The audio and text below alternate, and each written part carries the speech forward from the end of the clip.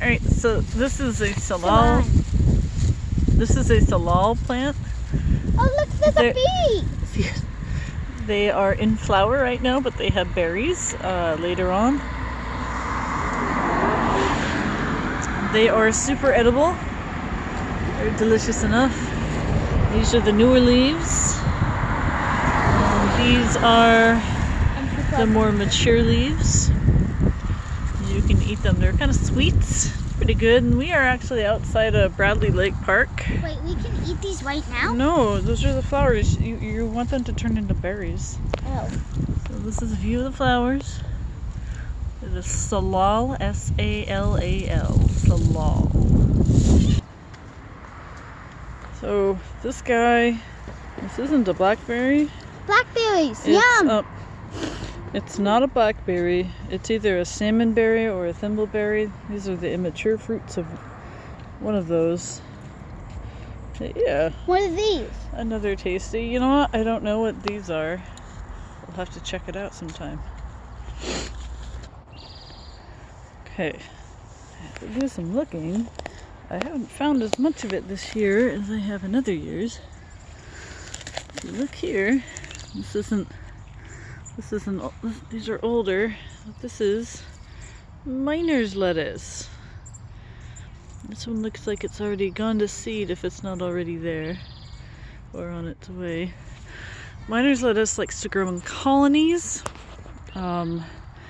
See, there was kind of a colony here, but not quite so much. Miner's lettuce is full of vitamin C. You can use the leaves.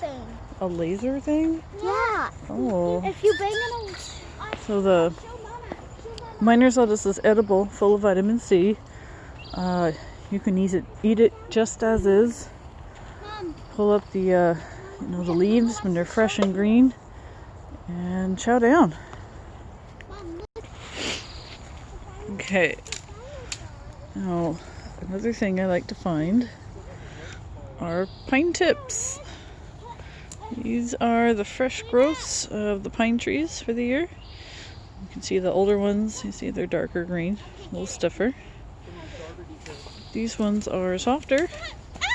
You can use these to make a delicious tea, again full of an outrageous amount of my dude.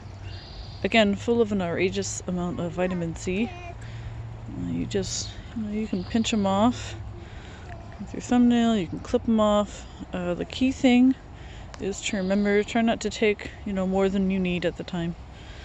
You put that into boiling water and let that steep 5 to 10 minutes, and you've got some good tea. Alright, so they're everywhere in certain parts of Washington. I don't think they're native though, but see this? This is a narrow leaf plantain. This is a smaller one. You'll find these a lot in disturbed areas where the soil's been disturbed or worked on, stuff like that. This is the flowering body. Looks like the flowers are gone. Try and get in focus there. Yeah, it's trying to go to seed. This is a very useful plant, as is its broadleaf version, or the common plantain. You can use those if you fall and get a scrape. Oh, looks like the fam is waiting for me. If you fall and get a scrape, whoops! If you fall or get a scrape, you can chew that up, mash it up, and rub it on your scrape. And use it for insect bites, plant scrapes, like maybe you scratch yourself with a blackberry bramble. What'd you guys find? What's up? A large bird up there. A large bird up there? Oh, where'd he go? He's right there. I lost him. Alright. Pointed out to me that there's a berry over here that's native to the Pacific Northwest. I'd like to show it to you if I can. Okay, so there's oh, not looking where she's going. So, do you see that pink petal? You see those pretty berries?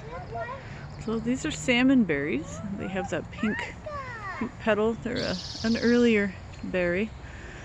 When we think of berries out here, we think of the very invasive blackberries. And right here, this is one kind of blackberry that, if I remember correctly, these are also invasive. They look pretty, they're still invasive. Oh, the native blackberries are, they have a different growing. They grow differently than our native ones and our invasive ones. So here, 1, 2, 3, 4, 5. 5 leaves, see that? 5. This is the invasive Himalayan blackberry. The ones we're thinking about for the native kinds, they've only got 3. And did you know they're in the rose family?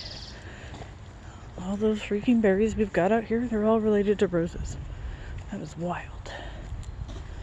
Wild. And this is just off the trail here in Bradley Lake Park. If you look down on the ground on this section, you will start to see the broadleaf plantain. This section here has a buttload of them over here. See, these are some little ones. These are some itty bitties. Ribbed leaves. Yeah. Their flower stalk, the actual flowering part is much longer. I've seen some of these be really, really big with the leaves. They're another one where, like the narrow leaf version, if you get a cut or a scrape, you can mash this up, chew it up, and stick it on the part that's been offended. You know, like I said, blackberry brimbles, they hurt, but this can definitely help. Somebody what? Oh, Probably got eaten, kids. yeah, this is where we found a dead crow a few weeks ago. And there's the wet feathers. Those are the pin feathers. Pin feathers. Yep, something probably ate it. We found a dead crow on a walk a couple weeks back. The head was gone. It was still a nestling. It wasn't ready to be out. So, there's a trash can over there. Another predator may have picked it off. Okay. These guys. You see these guys here? You see how they're growing? Aren't they pretty?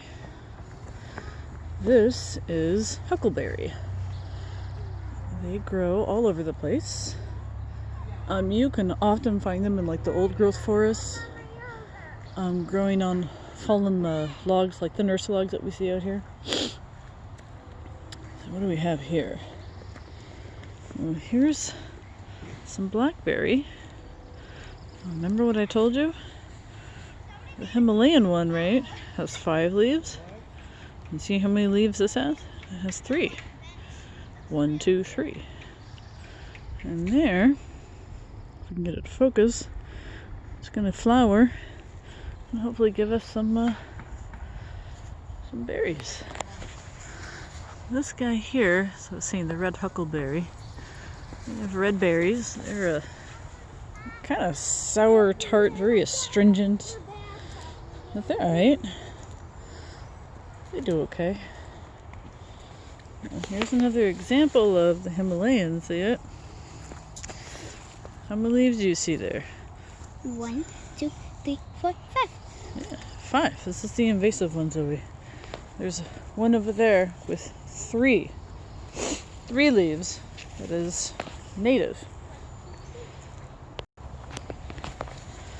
See all this dark green stuff? Uh-huh. Poison ivy. No, this is not poison ivy. This is English ivy. It is very invasive and really awful for the ecosystem here. It likes to choke everything out. And in its quest for light and resources. Can I hold it? It was a introduced Spittlebug. Yeah, that is a spittlebug. that we just found is a spittlebug. This is the larvae. There's a larvae in there. There's a spittlebug. Can I? And what it does is it sucks the juices from the plant. And then And it puts the larva on, and then it can be like, nobody touch this. It exudes that. Whoa. It's pretty. It's a goose feather. A whole bunch of them right here. Yeah, they exude There's some flowers. the spittle-like substance out of their butt as a form of I have defense. my own. I got This is another huckleberry. No berries right now. It's not time for these guys to be berrying yet. There's another blackberry. All kinds of stuff out here. There's a little side path in the back. This is one of my favorite walks here. It's quieter. You don't see quite as many people, but it depends. There's some plants up here that grow kind of all over the place here. Give me a second and I'll find them. Okay. So this is an Oregon grape. Be careful of the spider web here. Do you see them back there? Those little green globes. They're immature Oregon grapes. They're edible. They're I won't call them pleasant to eat as is, but you can eat them definitely. A lot of people that I know that use them prefer them in a jam. You just add some sugar. I think they have a high pectin content, which helps to firm up your jam. But yes, they are edible. They are native to the Pacific Northwest. Look how cute. That's a little itty bitty baby plant. Yeah. These fruits, you can see it here kinda. They turn a darker purple. The key thing about eating the berries is please educate yourself. Double check what the plant is. And it's mine, I'm showing you. Oh, yes. Double check what it is before you go. Most, if not all, the compound berries that I see out here, you know, the raspberries, strawberries, thimbleberries, salmonberries, blackberries, those are going to be fine to eat. The little round berries, when in doubt, do not put it in your mouth. Same thing with mushrooms. I will not cover mushrooms. I don't know enough about mushrooms to tell you what's good or not good to eat. You know, I know there's morels, chanterelles, and oysters, but between you and me, I don't know enough, so I'm not going to tell you what's good to eat or not. Here is a rose. I don't see any more blossoms on it, but they do have nice rose hips come fall. They're the best to harvest after a good frost. Usually the first frost of the winter season, or fall, whichever comes first. You can pluck those and dry them, and you can make a really good tea. The skin is what you want. You have the rosehip tea. It's really full of, guess what? Vitamin C. All kinds of good stuff in those. Yes. There's more Oregon grape. That one's going a bit red. Either a holly or a yew. Tons and tons of pines here. So many.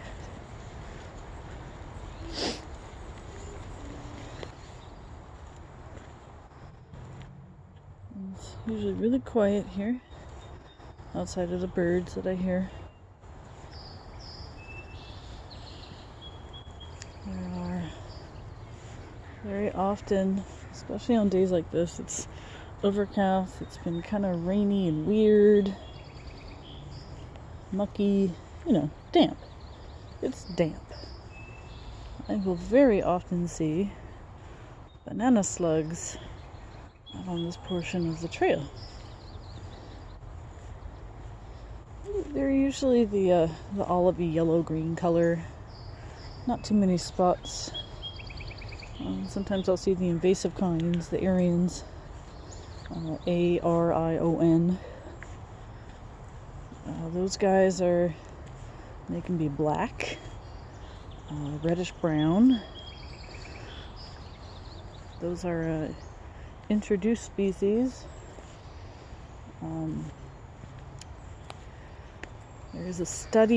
There was or is a study going on about if they're invasive, you know, like are they out competing our native species or not. I believe we also have the leopard slug. I think those are also invasive. I've got those on my porch. I don't think I've really seen those guys out here or on any hikes I've done. There's blackberries everywhere. They really compete with everything. This beautiful big leafed thing right here, you see it? I believe that is a big leaf maple. If I recall correctly, their leaves can get humongous. I swear they're bigger than my 4-year-old. Big beautiful leaves. You can actually tap those trees for their sap to help make syrup. Please don't do that unless you have permission. If you're gonna go out foraging like this, you know, harvesting, you know, with the intent to actually go home with a basket of stuff. If it's public land, that's one thing, but if it's private, please get permission. You know, call or ask, write letters. Some people get kind of cranky when they find out you're doing stuff on their land. And I know several people that go mushroom picking on really good land. You know, they find really good hauls there, but they didn't have permission. They got in trouble and they weren't allowed to come back. So most places, most people, if you just ask, most of them are cool with it. So always ask. And then the other thing is always, you know, you're foraging. You're not picking everything all at once. That's really important. Oh, do you know who I just found? Do you see this? Do you see this cutie patootie? Look at them. Looks like this one's just hanging out on a itty bitty nurse slug. Look, Riv. You see the slug? Mm-hmm. Yeah. Don't touch it. We don't need to move it. It's perfectly fine where it's at. And why is it moving? Because it's just hanging out. Oh. See, can we zoom in? Shoop. Look at that nerd. Cutie patootie. It's a slug. Yes. It's a slug. Matt just found what I believe is some kind of egg. And by the look of it, its contents have spilled. So this egg is not viable. Please use a knife or a stick if you can. Don't touch things with your fingers. There's the yolk. You see that? Well, why do you think I'm using this knife? Because I don't know if it's gross or not. When I saw it from a distance when you pointed it out, I thought it was the fruiting body of a slime mold that I have seen here before. Just bright blue. Oh, not that that would hurt, but you can never be sure. So always be careful, you know? Always be careful. Finding all kinds of trash around here. Right next to a big cedar. What, Riv? Okay, hold on. right next to a big cedar. There's another cedar over there. Oh.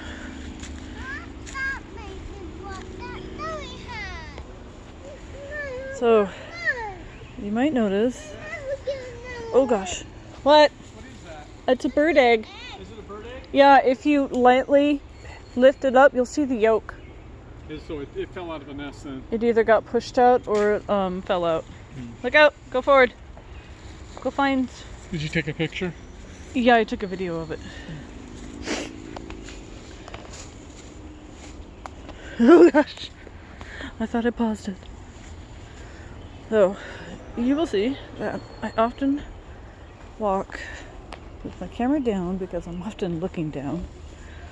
Reason being, I look up and then I look down very, very frequently because I like to see what might be around me. There might be neat stuff around me. Like this tree stump here had right about there the slime mold fruiting body on it a few weeks ago. It's been gone, but if I were looking up all the time, I'd have missed it. Check that out. That is a lot of poop. That is slug poo-poo. Lots and lots of it. All this stuff in the undergrowth. I can't fully identify myself. So again, if you're not sure, don't touch it. Don't break parts of it off and rub it all over your fingers and into your eyes and stuff. Because, you know, honestly, you can't be sure. Yesterday, my friend and I saw these mushrooms. They didn't look like this. They were more round. So in just a 12 to 24 hour period, they have changed. Okay. More of this little side trail here. If somebody listed up a plant. Looks like a foxglove. Those are a tricky one. They are pretty. But you don't want to eat it. They can make you sick. This piece of trash. Thank you.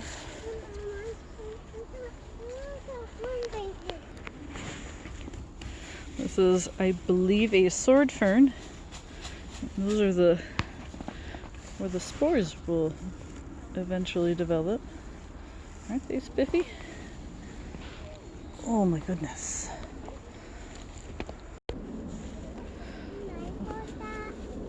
No. I almost walked into this. Because I think it's a spider. I can't really focus the camera on it. Let's see. Nope, it's not. Okay. Always be careful. You don't know if you're going to walk into a spider or some leaves.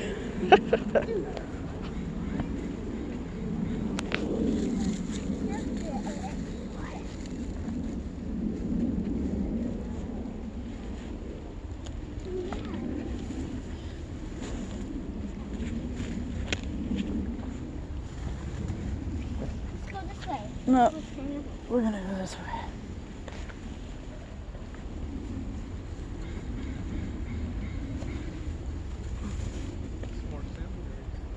Yeah, you found some? Yeah. Where they at? Right over here. Yeah? How do you know they're salmonberries? What on earth? What is that? Someone's fishing line. Oh, that's gnarly. Y'all, if you're gonna go out and enjoy nature, It looks like fishing. please leave no trace. Take your stuff with you if you can. There should be no reason you can't. Whew. This is that. I just found You're gonna get down on your own? Thank you. more salmonberries. Where'd you go? There you are. And I was thinking about the difference between these and the thimbleberries. I don't think I've really seen thimbleberries out here. I've seen them at Camp Curran though. Definitely. I saw them last time I was there. They seem to have more of the little bracts. in their structure, where the salmonberries, the blackberries seem to have fewer. Yeah. This guy here is some kind of buttercup.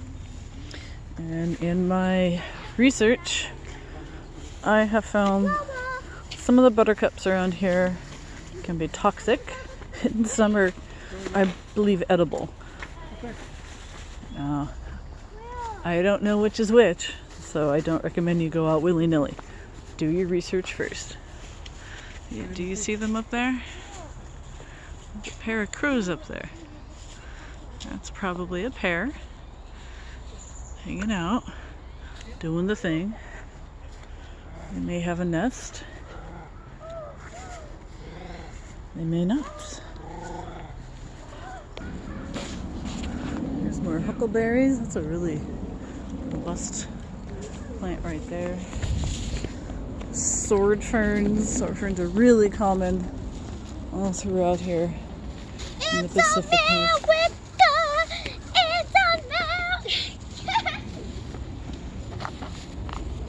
We have a lot of disturbed earth here.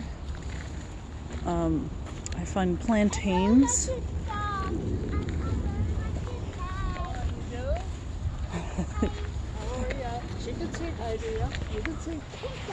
So I was saying, all kinds of stuff grows in these little disturbed areas.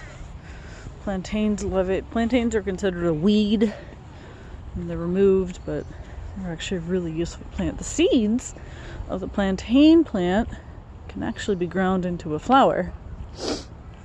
I have not tried that, but if you wanted a project, you could definitely try that this year. Like, oh, here's a plantain with really big leaves. See that? There's fibers in the veins here that you can use also. There's that suspect buttercup that I don't know quite enough about to tell you.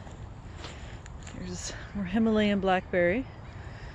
Those are really hard to get rid of. They can grow, if they're canes or the vines touch the ground, and they can put out roots and become a daughter plant to the main plant.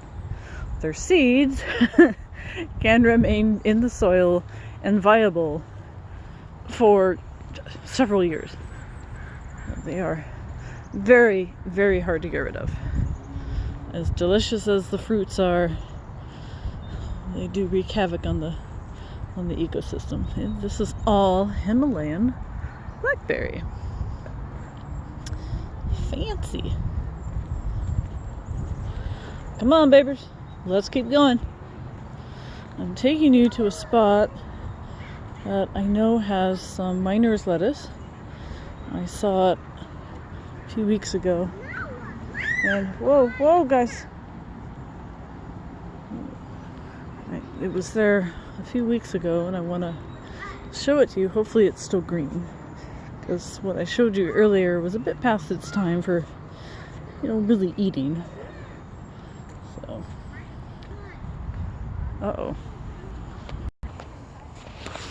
okay. This is a little better clump of miner's lettuce. So these are still a bit past their prime.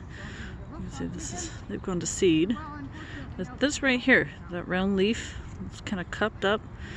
This is what you want to eat. You can eat the stem, the leaf, and I believe the roots, but usually you want the leaves. They're easy to eat. They're inoffensive.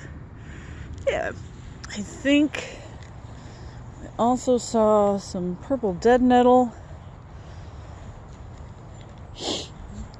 But all the ones I have found so far today, they weren't very purple. They're also a useful plant. I'll try to find some. This is a good little section to find neat stuff in. It looks like they've been treating it with herbicides. Some of this stuff is dying off, which is unfortunate. This is what I was talking about. This is purple dead nettle. Usually it's greener with a purplish cast towards the top. There's like a whole colony of minor lettuce throughout this whole section too. All good stuff. All of it. Most of the plants I've shown you today, like the miner's lettuce, both kinds of plantains, the purple henbane or purple dead nettle, you can transplant those. You know, you can take a plant or two. Be careful of the roots. You know, keep them in their soil. And you can transplant them into your garden. I've actually got two kinds of plantain. I've got the broadleaf and the narrowleaf that I've transplanted from here into my porch garden at home. Yeah. That whole stand right there is all blackberries. It's where we go blackberry picking almost every single summer. And I think that's all I've got for you guys. I'll try to edit this up a bit. Hello, my fellow scouts. There's more Oregon grapes. Well, goodbye, friends. Bye-bye. We will see you later.